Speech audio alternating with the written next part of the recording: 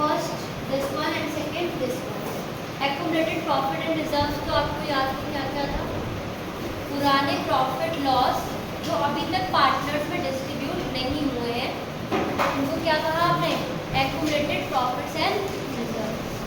मैंने थोड़ा सा आइडिया दिया था, किसको याद होगा? अगर क्वेश्चन साइलेंट है उसके ट्रीटमेंट के लिए तो क्या करना होता था? याद है किसी को? If question is silent about the treatment, what is to be done with the journal reserve, what is to be done with the advertisement suspense, profit and loss account, etc. Then what will you do with this? आप क्या करोगे उसका? बताइए। कुछ एक line use करी थी मैंने, कुछ ऐसा कुछ पुराने कर्म का मतलब क्या था? Old part. Yes, Ashwini is right. That means these all accumulated profit and reserve belongs to old partner. That's why it should be distributed among old partner in their old ratio. If question is silent, that means आप उसको पूरे के पूरे जितने भी accumulated profit reserve है वो distribute कर दोगे, उसे खत्म कर दोगे और पुराने पार्टनर्स को दे दोगे, राइट? अब क्वेश्चन है इसी के ऊपर। फर्स्ट क्वेश्चन देखते हैं हम। यहाँ पर क्वेश्चन में दिया है Sim and Meg are partners in a firm sharing profit and losses in the ratio 5:3:2. क्योंकि they are sharing this ratio, so this is the old ratio. S T and M इसका abbreviation लेते हैं। S T and M का old ratio question में कितना given है आपको? 5:3:2. They decided to share profit on 1st April 2025 in the ratio of 2:3:5. So new ratio क्या हो गया आपका? 2:3:5. अगर रेशियो चेंज हुआ है मतलब रिकॉन्स्टिट्यूशन हुआ है। रेशियो चेंज हुआ है तो मतलब ये जितने भी पुराने प्रॉफिट रिजर्व होंगे उसमें शेयरिंग उसके अकॉर्डिंग होने वाली है फ्यूचर में। आगे बोला है on the date change in profit sharing ratio the firm had balance of general reserve 1 lakh.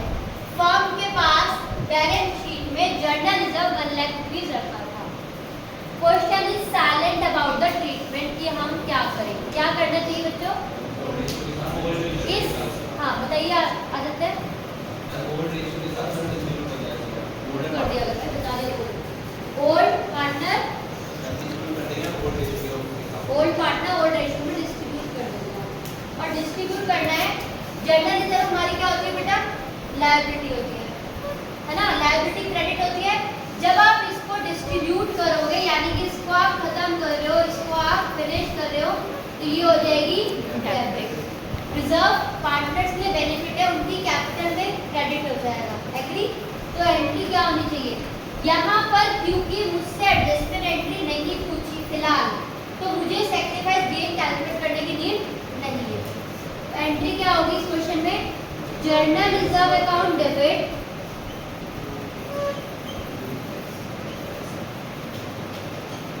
To S capital account और ये प्रॉपर जर्नल के फॉर्मेट में जाएगा बेटा।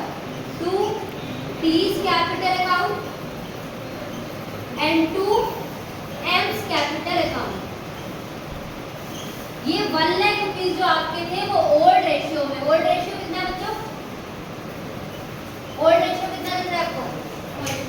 5:3:2। तो यहाँ पर आ जाएगा 1 लाख इंटू 5/10 कितना होगा बच्चों? 50,000। यहाँ पर 1 लाख इंटू 3/10 कितना? हाँ and 1 lakh into 2/10 it will be. ये क्वेश्चन खत्म हो गया। समझ आया? यहाँ क्वेश्चन साइलेंट था कि जर्नल रिजर्व का क्या करना है। जब क्वेश्चन साइलेंट है तो क्या करना है? Old partner old ratio. आपको साइलेंट नहीं रहना है। साइलेंट का मतलब ये नहीं कि आप भी साइलेंट रहो, नहीं। आपको ट्रीटमेंट तो करना ही है पर ट्रीटमेंट क्या करना है? ओल्ड पार्टनर ओल्ड रेशियो में डिस्ट्रीब्यूट कर देना। बट इफ आई से मैं यहाँ पर एक लाइन इसलिए मैंने लिखी they do not want to disturb general reserve, they want to carry general reserve in new balance sheet. वो चाहते हैं कि जर्नल रिजर्व हमने इतने प्यार से गुल्लक बना रखी है उसको हम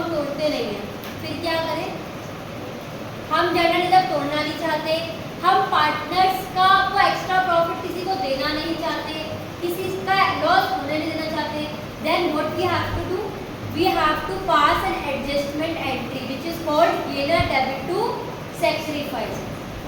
उसको समझते कैसे, आपको निकालना पड़ेगा गेन या सैक्रिफाइस। फॉर्मूला क्या होता है गेन और सैक्रिफाइस का? सैक्रिफाइस निकालने का हाँ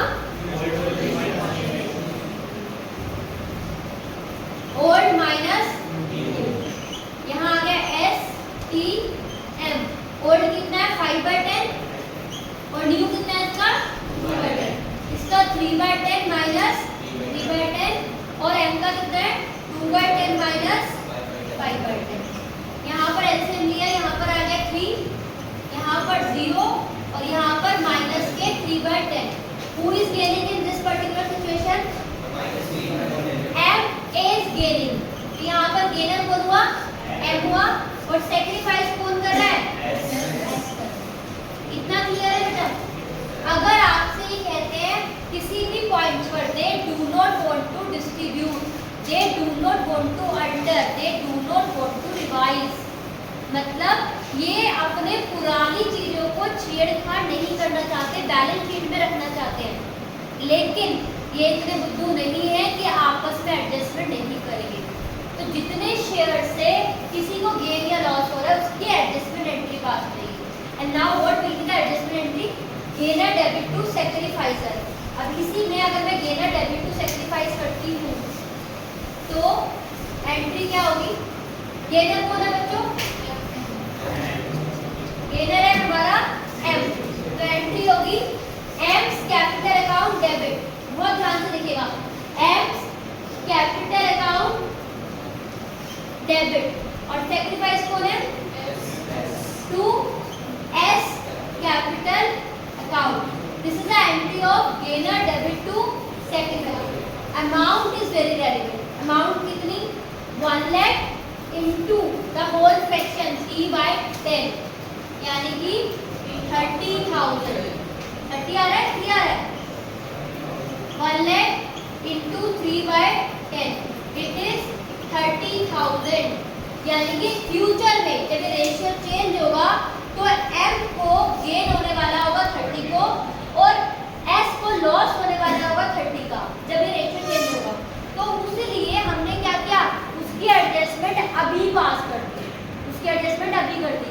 तो हमने यहाँ पर क्या जनरल रिजर्व का नाम लिया बच्चों? बताओ जनरल रिजर्व का नाम आया? दिख रहा है? ये क्या हो रहा है? This is called adjustment. आपस में लेन देन कर रहे हैं, जनरल रिजर्व को नहीं छेड़ रहे। तो जब बैलेंस शीट बनेगी तो जनरल रिजर्व वहीं का वहीं रहेगा। सिर्फ क्या होगा? एक दूसरे की कैपिटल चेंज जाएगी, किसी कैपिटल बढ़ जाएगी और किसी कैपिटल। क्यों कर रहे हैं ऐसा? क्योंकि वो उसी की ही का ही शेयर था, फ्यूचर में किसी और को मिलने वाला था, इसलिए अभी उससे एडजस्ट कर दिया।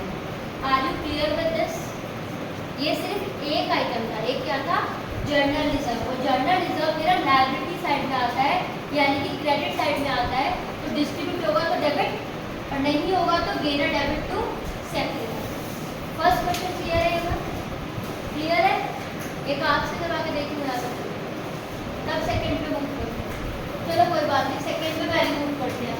अब इधर देखिए इस टाइप का क्वेश्चन। मैं यहाँ पर वर्कमैन कंपनसेशन रिजर्व अभी हटा रही हूँ एंड द रीजन कि उसका पूरा प्रॉपर ट्रीटमेंट एक अलग से बताऊँ।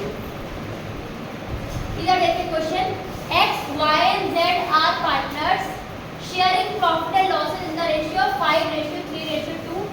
ये रेशियो मैंने जान के सेम लिया है जिससे कि मुझे दोबारा कैलकुलेट ना करना पड़े। ठीक है, 5:3:2 का रेशियो है। एसेट साइड में एडवर्टाइजमेंट सस्पेंस दिया है। This is the extract of balance sheet. Liability में general reserve and profit and loss दिया है। अब क्वेश्चन यहाँ पर साइलेंट है। Question is saying nothing about the treatment. सही, हम क्या करना चाहिए? जनरल रिजर्व को तीनों पार्ट्स में डिस्ट्रीब्यूट करें। Very good. Profit and loss को सारे एक्यूमुलेटेड प्रॉफिट रिजर्व है ना, तो सबको क्या करना चाहिए? अगर क्वेश्चन साइलेंट है तो जितने भी आपके रिजर्व और एक्यूमुलेटेड प्रॉफिट है सबको आपको क्या करना है?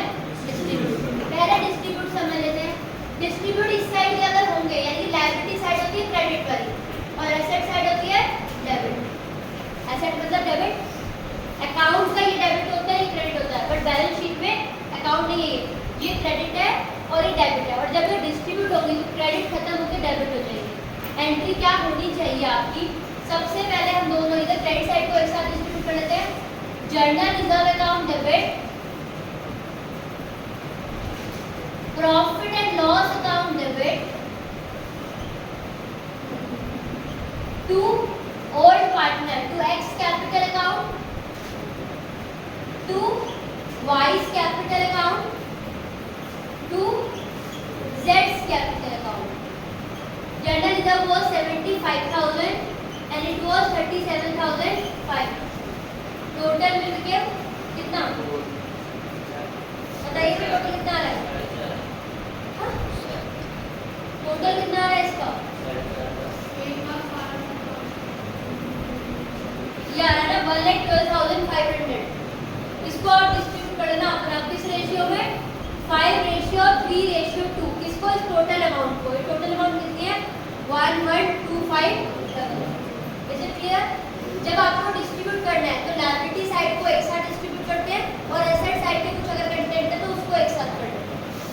और अगर एसेट साइड को डिस्ट्रीब्यूट करना है, एसेट मतलब ये डेबिट है तो खत्म करने के क्रेडिट करेंगे, एंट्री क्या आएगी? X capital account debit, Y capital account debit, जेड्स capital account debit to advertisement suspense.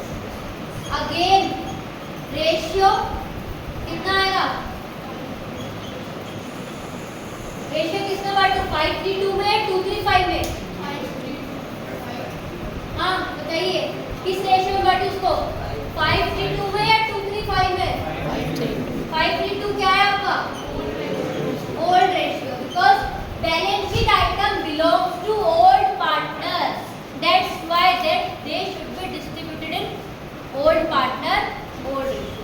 ये तो बड़ा अच्छा लग रहा था डिस्ट्रीब्यूट करना, बट यहाँ पर अगर मैं कह दूँ they do not want to disturb, तब क्या होना चाहिए? यहाँ है मेन क्वेश्चन। क्वेश्चन कह रहा है they do not want to distribute या disturb these accumulated profit and reserves. ये लास्ट टॉपिक लास्ट कर भी रहेगा ना। यहाँ पर इनको ये छेड़ना नहीं चाहते हैं, तो एंट्री क्या होती है? एडजस्टमेंट होती है। एडजस्टमेंट जो लायबिलिटी साइड है यानी कि गेन वाली साइड है, उसकी एंट्री होती है गेनर डेबिट टू सैक्रिफाइसर, है ना। और जो आपकी एसेट साइड वाली एंट्री यानी कि लॉस से डाउन की एंट्री होती है सैक्रिफाइसर डेबिट टू गेनर। बेटा इसकी जगह की दो बार हम एंट्री करें, हम निकाल सकते हैं नेट इफेक्ट। नेट इफेक्ट कैसे निकालेंगे? क्रेडिट वालों को प्लस कर दो 75,000 प्लस 37,500 और माइनस कर दो डेबिट साइड वालों को, यहाँ से माइनस 50,000। जो भी आएगा इसमें से माइनस कर देंगे हम। कितना आएगा? इसमें से माइनस कर दिए, कितना आया? हाँ ठीक है, 62,000।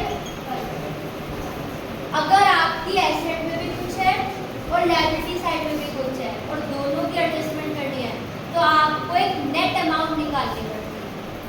नेट अमाउंट कैसे निकालती है? क्रेडिट वालों को प्लस कर दो, डेबिट वाले को माइनस कर दो। समझ रहे हो बच्चों? डिस्ट्रीब्यूट करने की तो अलग अलग एंट्री आती है, पर अगर डिस्ट्रीब्यूट नहीं करना है तो एक ही एंट्री आएगी। एंट्री क्या आती है? वही सेम। कौन डेबिट हुआ था कौन क्रेडिट, याद है इनको? क्वेश्चन तो सेम था ना। यहाँ पर एक्स वाई जेड थे, इसका आ रहा था 3/10 और इसका माइनस के 3/10, ऐसे था ना। तो ये आपका था गेनर सैक्रिफाइसर और ये था सैक्रिफाइसर। एंट्री क्या होनी चाहिए बेटा? एडजस्टमेंट एंट्री क्या होती है? गेनर डेबिट टू सैक्रिफाइसर या कुछ और? अगर they do not want to distribute नहीं करना तो एंट्री लायबिलिटी साइड की पॉजिटिव बैलेंस की क्या होती है? पॉजिटिव मतलब पहला पॉजिटिव आएगा यानी कि गेनर पहले आएगा, गेनर डेबिट टू सैक्रिफाइसर। और अगर आपका आंसर नेगेटिव में यहाँ